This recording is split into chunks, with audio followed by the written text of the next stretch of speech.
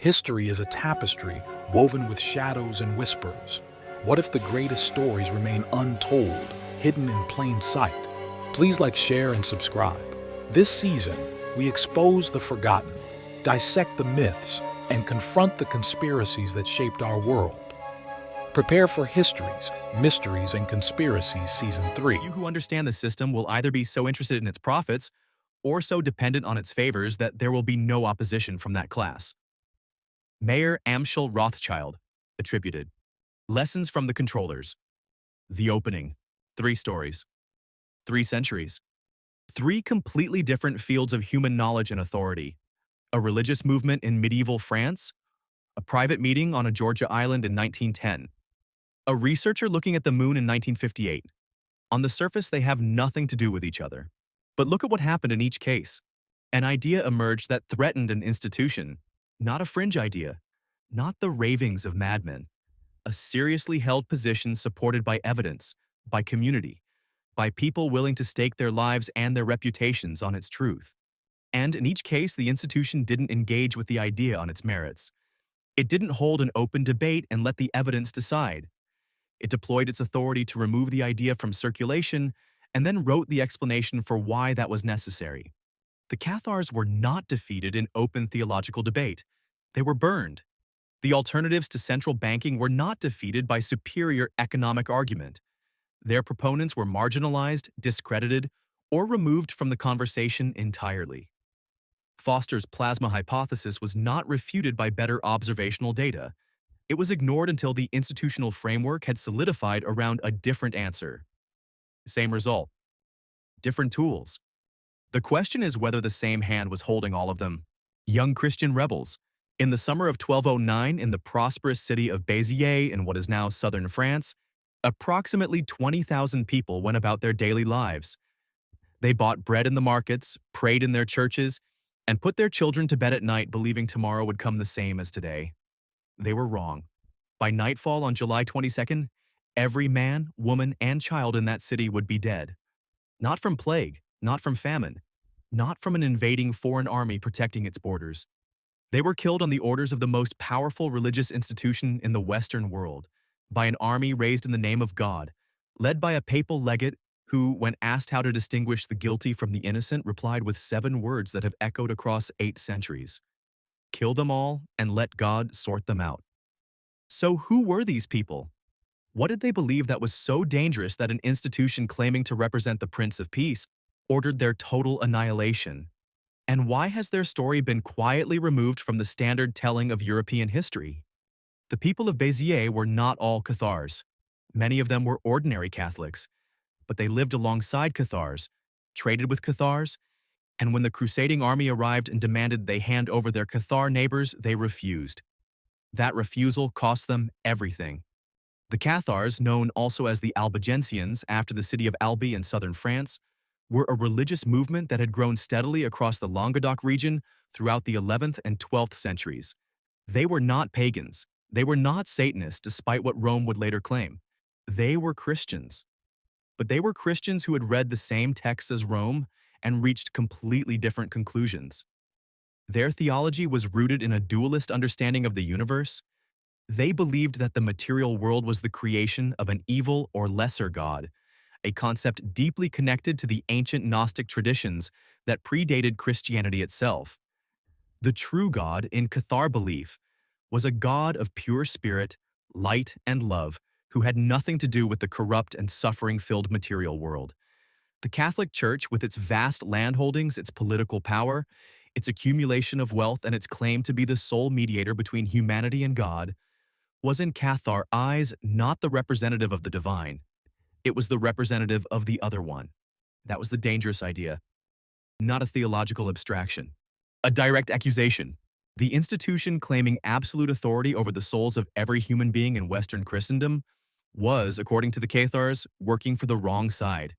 The mainstream historical assessment of the Cathars acknowledges their existence as a heretical movement that challenged papal authority and was subsequently suppressed through the Albigensian Crusade launched by Pope Innocent III in 1209. Mainstream historians generally frame this as a religious and political conflict in which the Church, feeling threatened by a growing heretical movement, responded with disproportionate force. The Inquisition, which was literally invented in the aftermath of the Albigensian Crusade to root out remaining Cathars, is acknowledged as a brutal institution, but is generally treated as a historical anomaly rather than a systematic pattern of knowledge suppression. What mainstream history tends to minimize is what the Cathars actually represented as a social and intellectual force. In the Languedoc of the 12th century, Cathar communities were by most historical accounts remarkably sophisticated. They had female spiritual leaders called perfecti at a time when Rome denied women any religious authority whatsoever. They rejected violence, rejected the accumulation of wealth, rejected the elaborate hierarchical structure of the Catholic Church, and embraced a direct personal relationship with the divine that required no institutional intermediary. They were extraordinarily popular across all social classes. The nobility of southern France protected them. The common people respected them. The troubadour culture of courtly love and intellectual freedom that defined the Languedoc flourished alongside Cathar communities in ways that were not coincidental. That popularity was precisely the problem. A competing spiritual authority that people actually preferred, led by women as well as men, that rejected institutional wealth and power, and that accused the church of serving darkness rather than light, was not a theological inconvenience. It was an existential threat.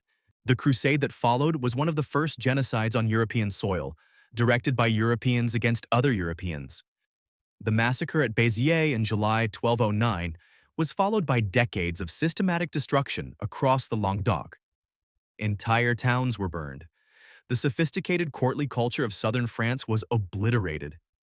And in 1244 at the mountain fortress of Montségur, the last 220 Cathar perfecti were given a choice between renouncing their faith and burning alive.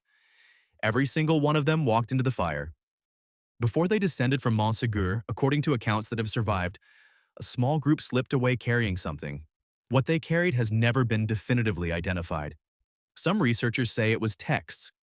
Some say it was treasure. Some say it was knowledge so dangerous that the institution that had spent 40 years trying to destroy it would have burned the entire mountain to get it back. We don't know what they carried.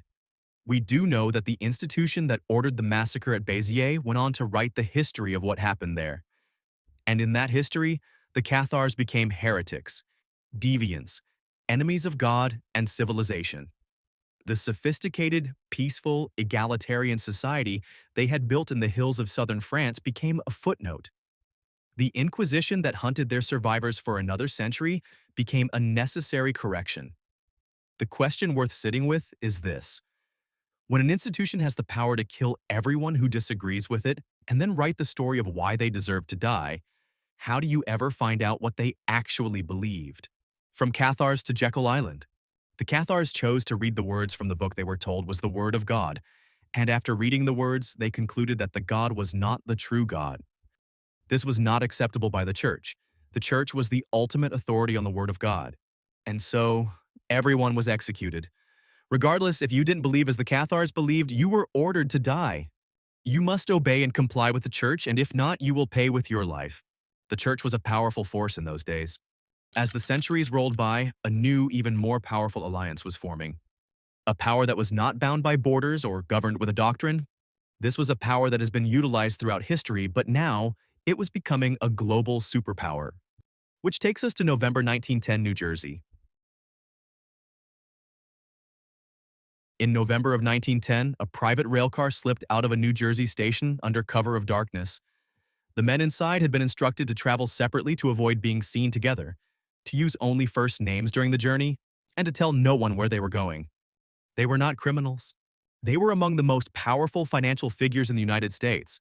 Senator Nelson Aldrich, the father-in-law of John D. Rockefeller Jr., Frank Vanderlip of National City Bank, Henry Davison of J.P. Morgan, Benjamin Strong, also of Morgan, Paul Warburg of the international banking firm Kuhn, Loeb & Company.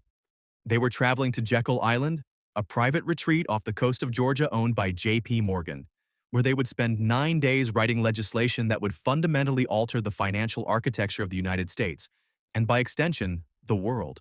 The legislation they wrote on that island would eventually become the Federal Reserve Act of 1913, and almost no one alive at the time knew it had been written by the very banking interests it was supposed to regulate. So what exactly did they build on that island? Who truly controls the Federal Reserve? And why does it matter to ordinary people living ordinary lives more than a century later? To understand what happened at Jekyll Island, you have to understand what came before it. Throughout the 19th century, the United States had experienced a series of financial panics, contractions, and crises that periodically devastated the economy. The Panic of 1907 was the most recent and most severe. Banks failed. Credit froze. The stock market collapsed. And it was J.P. Morgan himself, operating from his private library in New York, who organized the private banking response that eventually stabilized the crisis. Morgan essentially performed the function of a central bank using his own authority and his own network of financial relationships. That episode taught the most powerful bankers in America two things simultaneously. First, that a central banking mechanism was necessary to manage financial crises. Second, and more importantly, that whoever controlled that mechanism would control the financial destiny of the entire nation. The mainstream historical account of the Federal Reserve's creation presents it as a necessary regulatory reform. Congress, alarmed by the instability demonstrated by the Panic of 1907, tasked Senator Aldrich with studying European central banking models and developing an American equivalent. The Federal Reserve Act that eventually passed in 1913 under President Woodrow Wilson is presented as a democratic legislative achievement that stabilized the American banking system and provided the economic infrastructure for 20th century prosperity. What the mainstream account consistently minimizes is the fundamental nature of what was actually created. The Federal Reserve is not a government institution. It is a private corporation owned by its member banks. When the United States government needs money, it does not print it. It borrows it from the Federal Reserve at interest. That interest is paid by American taxpayers. The people who sit on the Federal Reserve Board are not elected. They are appointed through a process that ensures the banking industry's interests are always represented at the table. And the decisions made in Federal Reserve meetings, which determine interest rates, money supply, and the basic conditions of economic life for every American, are made behind closed doors with minutes that are released only after a significant delay. Senator Charles Lindbergh Sr., father of the famous aviator, stood on the floor of Congress in 1913 and said that the Federal Reserve Act established the most gigantic trust on earth. He argued that from that moment forward, depressions would be scientifically created. That statement was made the year the act passed and the Great Depression arrived 16 years later. The men who gathered at Jekyll Island understood that control of a nation's currency is control of the nation itself. This was not a new idea. The Rothschild family's famous maxim, attributed to Mayer Amschel Rothschild in the late 18th century, stated that if you give him control of a nation's money supply, he cares not who makes its laws. The Bank of England, established in 1694 on essentially the same model, had demonstrated for 2 centuries that private control of national currency creation was the most durable and invisible form of power ever devised. You don't need an army. You don't need a throne. You need the mechanism that determines how much money exists, who gets access to it, and at what price. Every major American president who seriously challenged the banking establishment paid a significant price. Andrew Jackson, who called the Second Bank of the United States a den of vipers and thieves and successfully dismantled it, survived an assassination attempt in 1835 in which both of the assassins' pistols misfired. Abraham Lincoln, who bypassed the banking system by issuing government-backed greenbacks to finance the Civil War, was assassinated in 1865. John F. Kennedy signed Executive Order 1110 in June 1963, which authorized the Treasury to issue silver-backed currency that would have competed directly with Federal Reserve notes. He was assassinated in November 1963. Executive Order 1110 was quietly set aside afterward. These may be coincidences. History is full of coincidences. But the pattern of what happens to people who threaten the mechanism of financial control is consistent enough to ask the question that mainstream financial history prefers not to ask. The Federal Reserve has never been subjected to a complete independent audit. Proposals to audit the Fed have been introduced in Congress repeatedly and have consistently failed to pass. In 2010, a partial audit conducted as part of the Dodd-Frank legislation revealed that the Federal Reserve had quietly extended approximately $16 trillion in emergency loans to financial institutions around the world during the 2008 financial crisis. Many of these loans went to foreign banks. None of this had been disclosed to Congress or the American public while it was happening. $16 trillion moved in secret. No elected official authorized it. No public debate preceded it. No meaningful accountability followed it. The men in that private railcar leaving New Jersey in November 1910 built something that has outlasted every president, every Congress, and every economic theory of the past century. They built it in secret. They disguised its authorship. They gave it a name that implied government ownership and public accountability. And then they wrote the history of why it was necessary. The question worth considering is whether a democracy can function when the mechanism that determines the value of its currency, the availability of its credit, and the basic conditions of its economic life is operated by a private institution that answers to no elected body and whose internal deliberations remain permanently shielded from public scrutiny. Money to the moon. The foundation of the modern-day banking system shows how a group can move behind the scenes to effectively control religious institutions, governments, and basically all people on the planet. Now, let us take a look at a theory and/or evidence and how it was ignored to push an official narrative. As we are about to see, sometimes those who are positions of authority within the science community will choose narrative over the evidence. And onto the moon?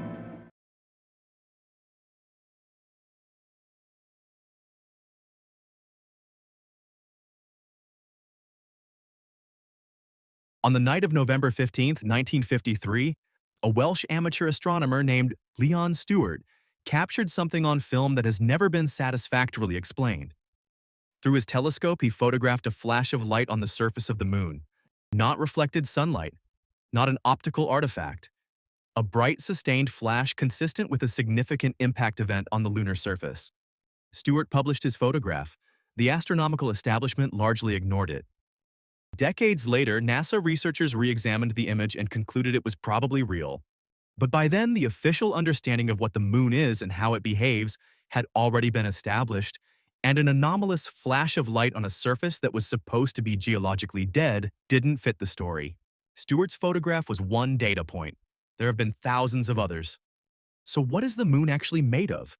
Why have serious credentialed researchers proposed that it behaves in ways that a simple rocky body in orbit cannot explain? And why does the official narrative about Earth's nearest neighbor remain so resistant to the kind of open scientific inquiry we apply to everything else in the observable universe? To understand the plasma moon theory, you first have to understand what plasma actually is.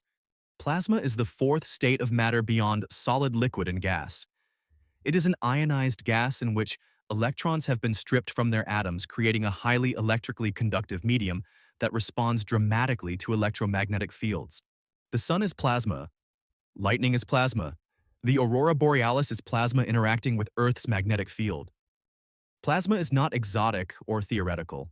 It is the most abundant form of visible matter in the observable universe. Most of what you see when you look at the night sky is plasma. In 1958, a researcher named R. Foster proposed that the moon's observed behaviors were more consistent with a plasma body than with a purely rocky, inert satellite. This was not a fringe proposition made in ignorance of mainstream science. It was a serious engagement with observational data that the standard rocky moon model struggled to explain. The mainstream scientific position on the moon is well established and internally consistent within its own framework. The giant impact hypothesis, which is the current dominant theory, proposes that approximately 4.5 billion years ago, a Mars-sized body called Theia collided with the early Earth, and the debris from that collision coalesced to form the moon. The moon is understood as a geologically largely inactive rocky body whose surface features were shaped primarily by ancient volcanic activity and billions of years of meteor impacts. It has no significant magnetic field of its own. It has no atmosphere to speak of. It is essentially an inert satellite whose primary effect on Earth is tidal and whose surface, as confirmed by the Apollo missions, consists of rocky material broadly similar in composition to Earth's mantle. That is the official story, and within the boundaries of what the Apollo program measured and returned, it is supported by evidence. What the official story has consistently struggled to explain is a category of observation known as lunar transient phenomena.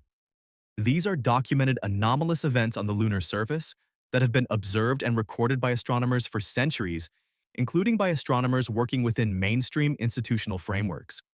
They include unexplained flashes of light, localized glows and colorations that appear and disappear, mists and hazes observed in specific craters, geometric shadow anomalies that don't conform to simple solar reflection models. NASA itself maintains a catalog of hundreds of these events compiled from observations stretching back to the 18th century. The official explanation for most of them is outgassing from residual geological activity.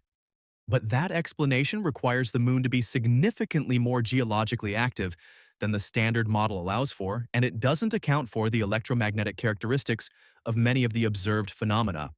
The moon's relationship with the sun produces what is arguably the most mathematically improbable coincidence in the observable solar system.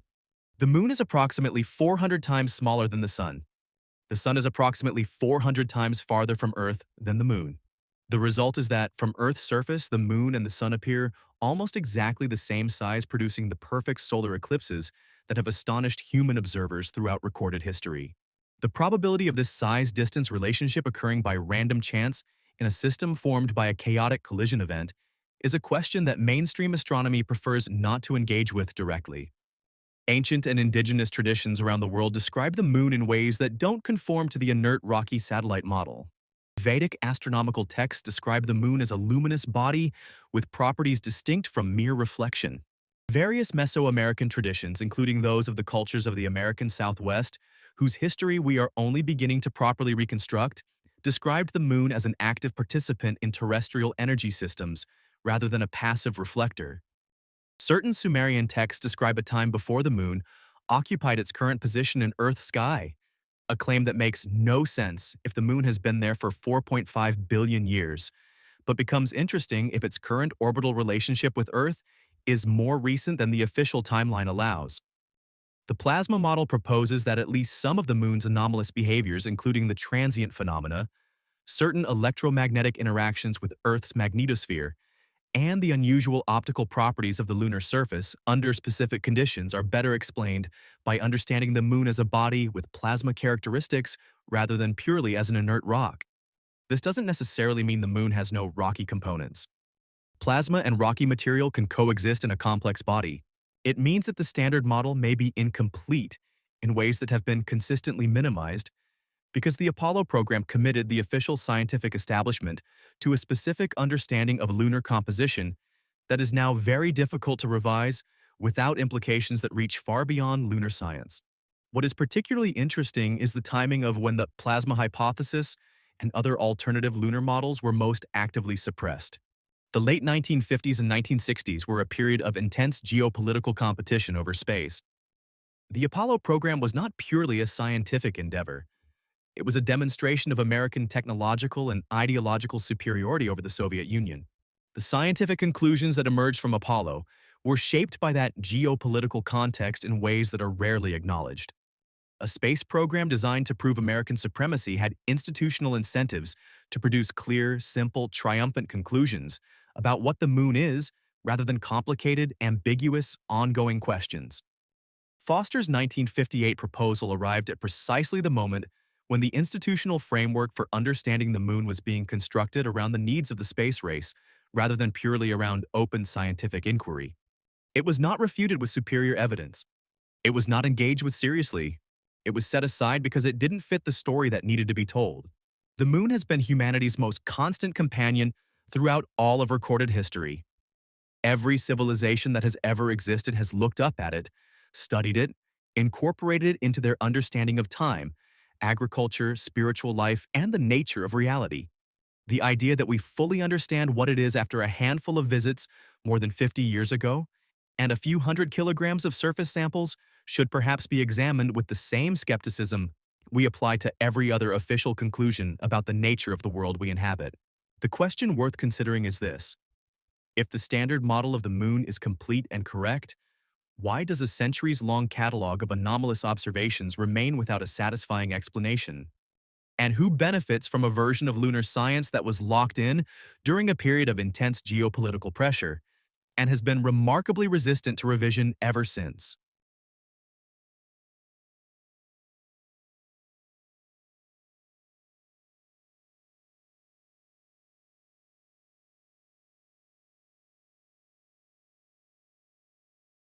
What connects a papal legate in 1209, a private railcar in 1910, and a Welsh astronomer's photograph in 1953 is not a secret organization meeting in a shadowy room.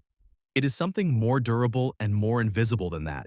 It is the simple fact that institutions exist to perpetuate themselves. Every institution that achieves sufficient power develops the same immune response to threatening ideas, regardless of whether its stated purpose is spiritual, financial, or scientific. The response is always the same. Discredit the messenger. Control the credentialing system that determines whose knowledge counts. Write the history afterward. The Cathars called it the power of the wrong god. The founders of the Federal Reserve called it stability and regulation.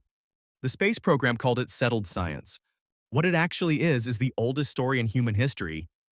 The story of what happens to the truth when the truth is inconvenient to those who have built their power on a different version of it.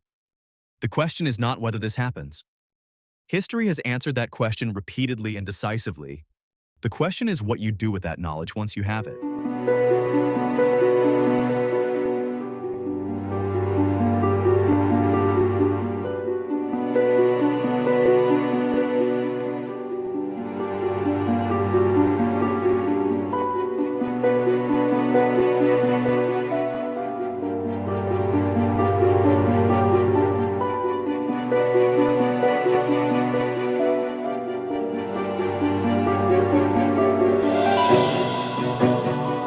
Baraba.